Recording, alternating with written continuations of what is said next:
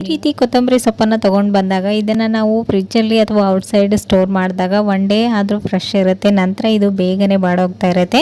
So ಇದು ಫ್ರಿಜ್ಜಲ್ಲಿ ಇಟ್ಟರು ಓವರ್ ಕೂಲಾಗಿ ಬಾಡೋಗ್ತಾ ಇರುತ್ತಲ್ವ. ಸೊ ಅದನ್ನು ಹೇಗೆ ಸ್ಟೋರ್ ಮಾಡೋದಂತೇಳಿ ತೋರಿಸ್ತಾ ಇದ್ದೀನಿ. ಇಲ್ಲಿ ನೋಡ್ತಾ ಇದ್ದೀರಾ, ಮೊದಲಿಗೆ ಕೊತ್ತಂಬರಿ ಸೊಪ್ಪನ್ನು ಚೆನ್ನಾಗಿ ವಾಶ್ ಮಾಡಿಕೊಂಡು ಒಂದು ಸ್ವಲ್ಪನೂ ನೀರಿನಂಶ ಇಲ್ಲಾರ ಥರ ನೀಟಾಗಿ ಒರೆಸ್ಕೊಳ್ಳಿ. ನಂತರ ಇದರ ಹಿಂದಿನ ಭಾಗನ ಕಟ್ ಮಾಡಿ ಈ ರೀತಿ ನಾವು ಗ್ರೋಸರಿ ಎಲ್ಲನೂ ಸ್ಟೋರ್ ಮಾಡೋದಕ್ಕೆ ಪ್ಲಾಸ್ಟಿಕ್ ಬಾಕ್ಸ್ಗಳನ್ನು ಯೂಸ್ ಮಾಡ್ತೀವಲ್ವ, ಈ ರೀತಿ ಬಾಕ್ಸ್ಗಳಲ್ಲಿ ಈ ಕೊತ್ತಂಬರಿ ಸೊಪ್ಪನ್ನು ಇಟ್ಟು ಕ್ಲೋಸ್ ಮಾಡಿಕೊಂಡು ನೀವು ಫ್ರಿಜ್ಜಲ್ಲಿ ಸ್ಟೋರ್ ಮಾಡೋದ್ರಿಂದ ಇದು 1 ಮಂತ್ ಆದ್ರೂ ಫ್ರೆಶ್ ಆಗಿ ನೀವು ಮಾರ್ಕೆಟಿಂದ ತಂದಾಗ ಯಾವ ರೀತಿ ಇತ್ತಲ್ವ ಅದೇ ರೀತಿಯೇ ಇರುತ್ತೆ. ಹಾಗೆಯೇ ಕರಿಬೇವು ಸೊಪ್ಪನ್ನು ಕೂಡ ಅಷ್ಟೇ, ಇದನ್ನು ಫುಲ್ಲು ಬಿಡಿ ಬಿಡಿಯಾಗಿ ನೀವು ಬಿಡಿಸ್ಕೊಳ್ಳೋದಕ್ಕಿಂತ ಈ ರೀತಿ ಕಡ್ಡಿ ಸಮೇತ ಬಿಡಿಸ್ಕೊಂಡು ಈ ರೀತಿ ಬಾಕ್ಸ್ಗಳಲ್ಲಿ ಹಾಕಿ ಇಟ್ಕೊಳ್ಳೋದ್ರಿಂದ ಇದನ್ನು ಕೂಡ ಅಷ್ಟೇ 1 ಮಂತ್ ಆದ್ರೂ ಫ್ರೆಶ್ ಆಗಿ ಚೆನ್ನಾಗಿರುತ್ತೆ. ಸೊ ಬ್ಲ್ಯಾಕ್ ಕೂಡ ಆಗೋದಿಲ್ಲ, ಇದರ ಫ್ರೆಶ್ನೆಸ್ ಕೂಡ ಅಷ್ಟೇ ತುಂಬಾ ಚೆನ್ನಾಗಿರುತ್ತೆ.